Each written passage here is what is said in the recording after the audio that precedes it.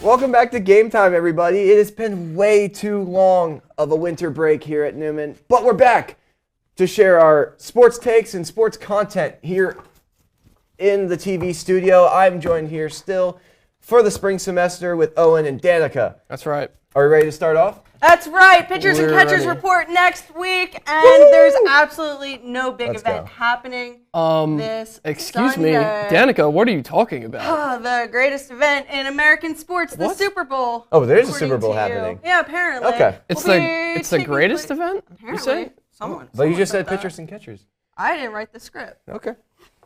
Don't leak. All right, go ahead. The Super Bowl will be taking place this Sunday in Santa Clara, California, after an exhausting NFL season full of wild storylines and unfortunate injuries. Two teams remain. Spoiler alert, Owen's pick, the Denver Broncos, did not make it to the bowl. That's right.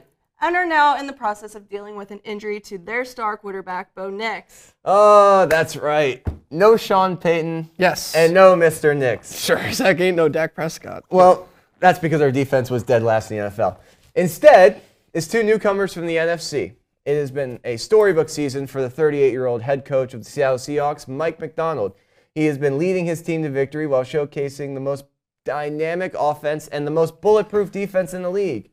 On the field, the boys are led by former third overall pick Sam Darnold, after being exiled from Minnesota, who now really doesn't have a clear-cut QB1 this year, or next year.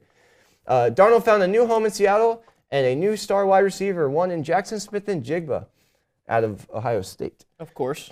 On Sunday, these two will be facing another young squad in the form of the New England Patriots. That didn't take long, did it? That's right, that's right. So the Denver Broncos weren't able to make it, even though they were beating everybody thanks to the referees all year. But another team that is surely to be favored by the refs in this one, in my opinion, because they're not favored by the books, would be the New England Patriots, who have completely turned it around. After going 4-13 and finishing last in the AFC East in 2023 and 2024, the organization hired Mike Vrabel. This season, they went 14-3, which was good enough for second overall in the AFC. Led by Drake May, Stefan, loyal partner Diggs, and the Booty Man, Kayshon Boutte, the Pats will look to outscore the red-hot Seattle Seahawks. I do believe in the ability of this young babyface QB, but we'll have to see what happens. I also believe in the intensity of Coach Vrabel, who has proven that he can win in the past. What do you guys think of the two teams that have made it this far, and what are your predictions for the game on Sunday? We got to get some score predictions, of course. Danica? So as much as I would love to see the Patriots win, You would love it. Yeah, I would. I would have to take the Seattle Seahawks on this one. Really? Yeah. What's your score? 31-13. Wow. Murdock. Ooh. We'll be seeing. I got Seattle. I do agree with you with Seattle. Yeah. However, I think it's going to be much closer. I do think that this is a big game for both quarterbacks, considering it's both of their first Super Bowls.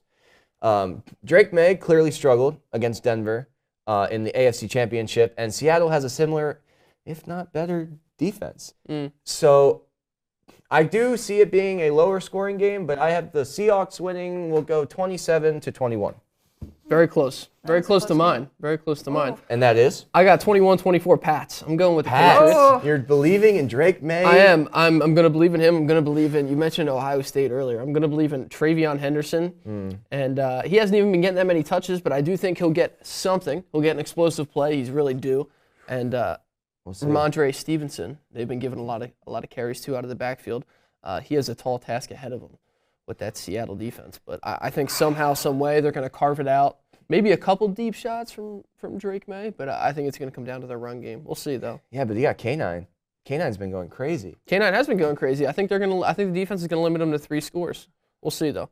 We'll see. We shall see. Look, you never know. I mean, there's a lot of other factors. You know, I'm just predicting that the run game will heat up and that maybe we'll see a drop-off from K9, but you know, there's obviously going to be a whole lot of crazy calls. Was that guy offsides? Was that PI? Well, we already know how the Super Bowl goes. There's always going to be one controversial call, and everyone's going to be like, well, this team should have won, or oh, this team should have won. I mean, it's every year. It's every year. You guys watching the halftime show? I will. Yeah. Just for the vibes. I won't know what's going on or what's being said, but I'm for the watching vibes. the Super Bowl for mainly one thing. And that is? The commercials. The commercials. Commercials. And then Yes. pitchers and catchers. Good consumer. Yeah, pitchers and catchers. You're a yeah, good yeah. consumer. Yes. But before we get to pitchers and catchers, which we will get to later, let's talk about the NBA because the trade deadline is coming up on Thursday. Yes. And Giannis Antetokounmpo is on the move. Maybe. Yeah. Maybe. Maybe. We've had these talks early on about it, and I feel like every year it's like Giannis is unhappy. But all eyes are on the Greek star, and he has been stuck in Milwaukee for the last couple of seasons, and he's just not liking it. They're no longer serious contenders after the Damian Lillard situation fell through, and they never recovered. If Giannis moves, where do we think he's going to end up? Realistically, we'll go Golden State Warriors. I think that's probably going to be a haul. Best fit. That'll probably be the best fit for him. It is difficult to tell at this point in time. We still got about 48 hours. There have been some pretty crazy moves today. A while back, I had predicted that maybe he would make a move to the Pistons 2 years ago. I thought maybe this was the year he'd make a move to the Pistons. Yeah, but they're first in the East this year. They don't need him. They also just made a move today, and they picked up Saric and Herter. Yeah. So, I don't know what to do with Giannis Antetokounmpo, and the Bucks haven't figured out what they want to do in the last last season with him. So I mean, to be fair, maybe I said Warriors, but yeah, I don't know. I mean, I feel like I can't remember what team it was, but I saw the simulated package that they would have had to give up, and it is a haul. Like, remember Desmond Bane? Remember his trade where it was like 6 first-round picks? Yeah. Like, that is going to be that on top of like 4 or 5 different players. Ifs and buts. That's the type of talent. What's the expression? Nannies and nuts or something like that? I don't know. Butts, nuts, I don't remember. It's going to be a lot. Like. But what was another big trade that happened, was it 6 hours ago? Yeah. Speaking of the trade deadline, as of 6 hours ago today, what is today, February 3rd? Third. Yeah. Good job. Very good. The Grizzlies have traded Jaren Jackson Jr. to the Utah Jazz. You guys are going to have to help me with some of these names. Along the center, Jock Landale and guard John Conchar and Vince Williams Jr. In return, the Memphis Grizzlies will receive rookie guard Walter Clayton Jr. and forwards Kyle Anderson, Taylor Hendricks, and you can take this one. That's all you, Owen. It's the minivan, George's Niang. Glad to see everybody read and prepared ahead of time. Paul George has been suspended 25 games for violating the NBA's anti-drug policy. It comes after George tested hot a day after his 32-point performance against the Bucks. This was a game in which he went 9 for 15 from 3. This was vintage prescription P in this game. There's not to mention, there were videos on the social media last week of PG doing reverse 360 windmills at practice. Oh, there Should you he go. be doing that? No. Probably not. If he has the confidence to do it, who knows? Maybe he was. Maybe the dunk contest will actually be entertaining this year. Maybe he was. If they were all able to use PEDs, it would be unbelievable. Well, we don't know if it was PEDs, right? Right. He claims it was mental health, and if that was that, then that's a serious situation that hopefully the Sixers monitor. Charles Barkley did say something was fishy, though. Usually I trust Chuck. He said something's up, and maybe he's hiding behind the curtain. But hey, look, man, we're paying this guy. I'm saying we. Daryl Morey's paying this guy $211 million on the contract. So is it worth it? This could severely impact the season. Yeah, is he worth it? Is Paul George worth it at this point in his career? Well, welcome to current. Well, okay. this is current professional athletes. To be honest with you, Danica, I have to agree with you there because I agree. In the context of the situation, $211 million is a lot of money to give one person. Yeah. But Paul George has obviously been a very good talent in the NBA for multiple years to come. But I mean, he's just injury after injury after injury. But the contract's already been set. The contract's there. They agreed to terms. I mean, you kind of have to deal with it at this point. The deadline is in. Players get injured. They're putting their bodies on the line. That's why they're getting the big bucks. But for the injury's sake, given the situation, obviously $211 million is not worth it for what has been happening to Paul George over these next few years. But yes. For First injury is now happy pills. Who knows what the next one was going to be? We had podcast P. We had pandemic P. What's next? There are all different kinds. Well, I said it earlier. I'm not going to beat the joke dead, but it's prescription P. It's getting out of hand for the Sixers. But Dominic Barlow's a name I'll throw out there. Just last game, he had 25 and 10 offensive rebounds. 25 and that's an Angel Reese type. 10 offensive. That's true. Yeah. Why is that funny? Wow. It's a good stat line. Why are you guys laughing at it? Because it's me bounds. Wow.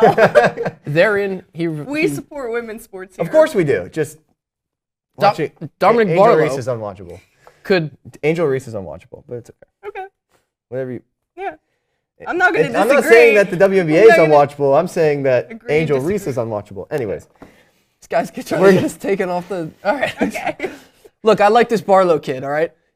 Nobody's done this since Charles Barkley, the aforementioned Charles Barkley. 25 and 10 offensive rebounds. That's very difficult. Okay? That is very difficult. Maybe he can fill the void that Paul George just left.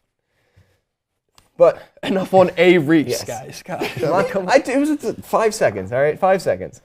Anyways, we will return to the sports talk in a couple minutes. We will be right back. What's going on in here?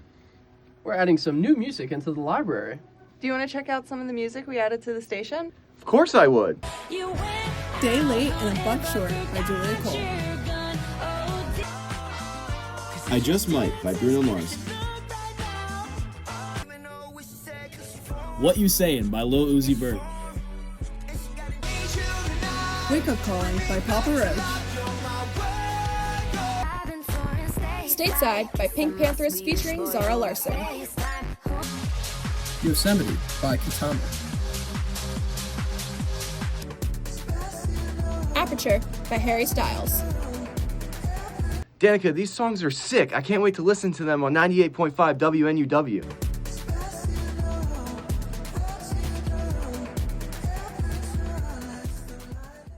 And welcome back. The MLB offseason is nearing an end, and the MLB season is right around the corner with pitchers and catchers reporting in just a week, people. This is not a drill. We are getting baseball back for probably just a short period Around of the time. corner is a figure that's another of thing. speech. It's just a say. Before we bring, strong term, actually. Around before we get to, We're rounding the bases. Actually. yes, we are rounding the bases. around the bases. Yeah.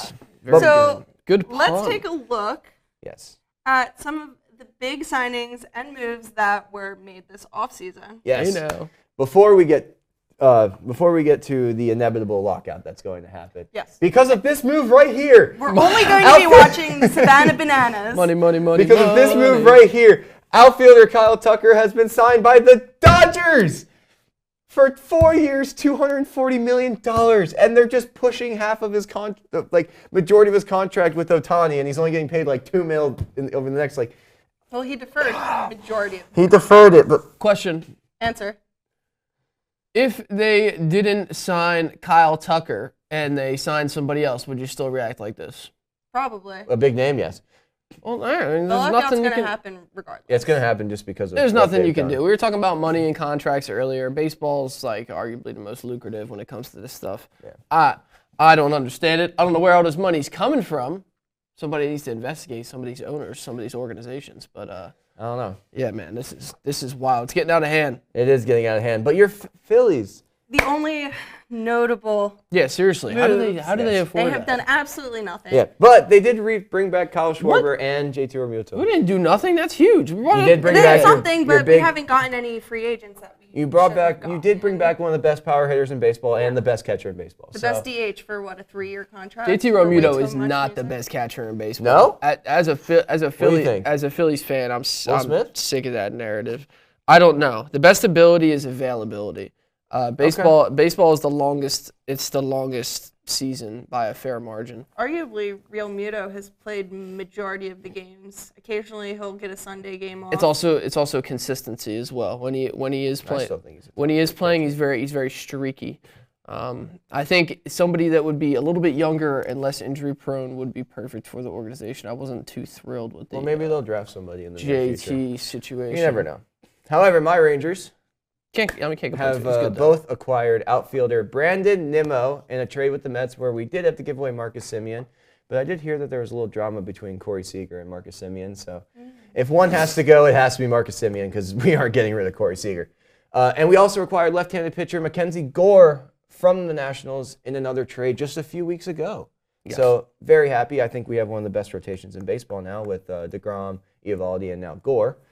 But we'll see. Can the offense turn around? Because it was very lackluster last year. DeGrom, another guy, getting up there, and can he stay healthy? Yeah, I mean, healthy season last year. You saw what he did. Hopefully he can repeat it. But another Met that got traded away, not traded away, but not re-signed. The Baltimore Orioles signed Pete Alonso to a 5-year deal. The polar bear. Yeah, the polar bear. Found a new home on the East Coast. But sticking to the East Coast, the Yankees did bring back Cody Bellinger for another 5 years. I know they're happy about that. The Chicago Cubs acquired third baseman Alex Bregman on a 5-year deal. That's a huge signing for them. Yeah, it is. Because they already had a great season. And now they're adding another stellar infielder to the mix.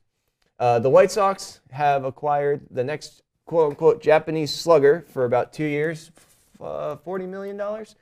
I can't remember his name off the top of my head, but there were a lot of talks. Nobody really wanted him. He did end up going to the White Sox, which I guess kind of, they have nothing to lose at this point, so they might as well try. They're one of your lower franchises. Munetaka. Yeah. Munetaka Murakami. Yeah. A lot of people said that he was going to be really good. So we'll see what happens. Also, want to backtrack? Yeah. Pete Alonso came from the Mets. And now he's going to the Orioles. Mm-hmm. They're both on the East Coast, buddy. They are. Anyways. Well, he was making a polar bear joke. I was making a polar bear joke. Take it easy on the can. The Athletics did also gain Jeff McNeil, in a trade with the Mets. We just keep it moving. Even though the Mets gave away a good amount of their last season starters, they were easily the winners of the offseason, in my opinion. Yes. Acquiring second base Jorge Polanco and Marcus Semien, said previously, shortstop Bo Bichette, and center fielder Luis Robert Jr. That's It's a pretty hefty switch, but stacked regardless. A lot of power there. A lot of infielders. A lot of power, though. and If you can just hit it over the infielder, get a little knocker in between. To be fair, but to be fair, that seems to be what everybody's doing now. They're just taking the most athletic infielders and just placing them in different spots around the field. The Mets aren't fooling anybody. No? No, they're not scary at all. What, you think No, the Mets are not scary at all. But they still won the offseason. The only team that... How many times have I heard that? The only team that... Arguably, the Dodgers would probably win the offseason regardless. With one sign? It doesn't matter. It's whatever. Their team is just stacked. It does not matter. It's whatever American League team is going to lose to them again, and then we're going to have a lockout, and we might not have a 2027 season. So the Mets will probably beat the Phillies more times than the Phillies beat the Mets. However, they'll blow leads like they always do. Yeah. They did it a couple of years ago. They did it 2 years ago. They did it last year. That's kind of their thing. Yeah. So the story will repeat themselves. They'll start off hot and then fall off. They got all that money, but I'm not scared of them. But you know what? The Mets stink. The Braves did absolutely nothing this offseason, Yeah. and that's all we have to look forward to. Yeah, they're supposed to be like our main competitor here in Philly. They did nothing. Yeah. So it's a good day to be a Phillies fan. I guess It's a good day so. to be a Phillies fan. I'm just happy we got another starter. Now we just need to work on our bullpen. 'Cause Bullpens are an issue across the league. that's very true. There's not enough pitchers. I don't like the Texas Rangers. Wow, I didn't. What did I do to you? And on that note, let's talk about the Olympics. They're coming up. For the first time in 12 years, NHL players are set to return to Olympic ice. But the long-awaited comeback is already facing uncertainty, guys. With the competition set to start in just coming days, it's about 3 days away. Yep. The Milano Santa Gia, I think is how you say Gila, maybe, I'm not sure. I'm not going to know it either. No. So. Ice hockey arena is still an active construction site. They're still actively working on this. Oh, wow. Despite the arena being unfinished, the International Olympic Committee has assured the public that scheduled games will go as planned, including the gold medal matches. Wow. Adding to this pressure, the NHL has closely monitored the venue due to safety concerns over the smaller rink size and ice quality. Really? Basically, the ice has been melting and they can't keep it frozen. That's nice. There we go. Organizers remain confident the venue will be ready even if the final touches continue up until the first puck drop, which is this Wednesday, keep in mind. Is this just another example of the NHL not taking player safety seriously? Oh. We talk about this pretty much every single week when it comes to the NHL, and as much as I love hockey, I cannot continue to sit here and watch the NHL just absolutely let their players play on these rough conditions and be mistreated, everything. Yeah. So, especially when we're talking about Olympic level competition, these unfinished facilities are just a big no-no. Athletic facilities in general are a big topic right now. I mean, the Yeah. two teams that are going off to Santa Clara are not training at the Niners facility because of the electrodes and whatnot. Yeah, I mean, I don't know if it's because of the electrodes. I don't know the science behind that. But I mean, So it's literally just like a little thin ice and then just water on top. So they're just skating on water basically. I mean, it's obviously like a whole thick thing of ice. Sort of, yeah. But there's just puddles, slowly, yeah. so there's puddles. That can't be So safe. there's nowhere for the public to sit right now. There's no press boxes. It's How are they gonna basically sitting in a record pile it? of dust right now. So how are they going to record it? Exactly. And they have how 2 are we days? as viewers going to be able to see these if there's nowhere for them to broadcast? well, they'll figure it out. It's the Winter Olympics. They'll figure it out, right? That's what they'll do. Yeah, You know something what I like mean? that. I feel like we are always talking about player safety with the NHL. Yeah. I feel like every week it's like It's a player new safety. issue that's come up.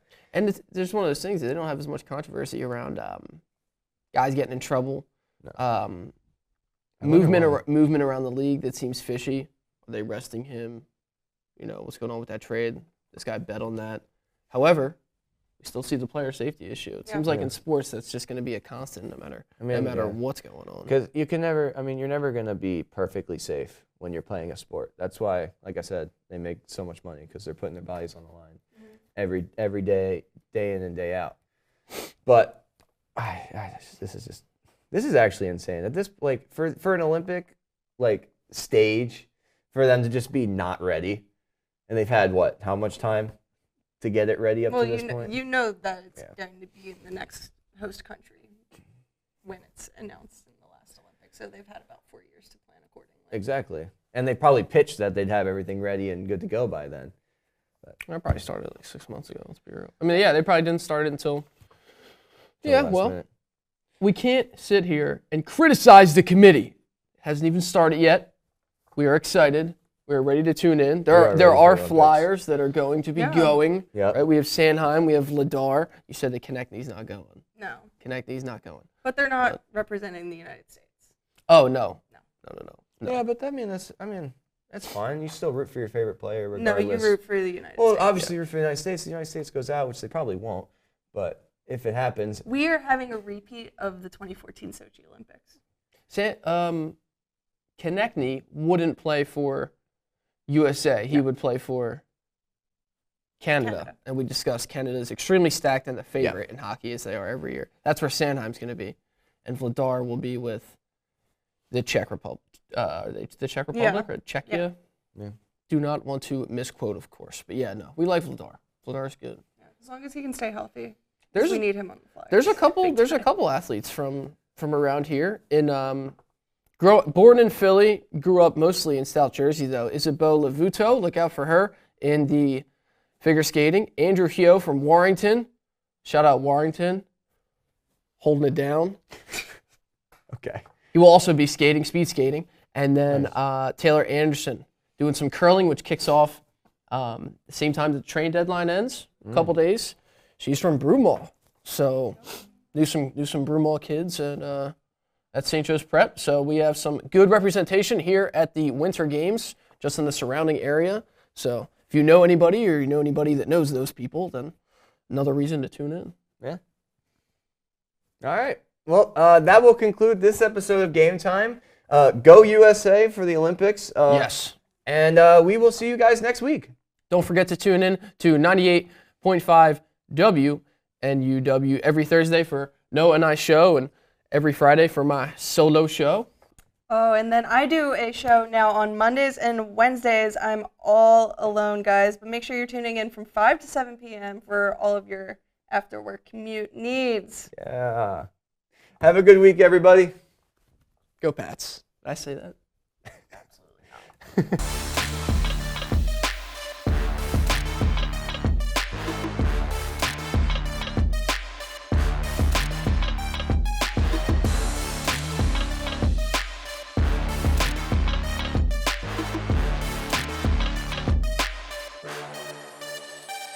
Bye.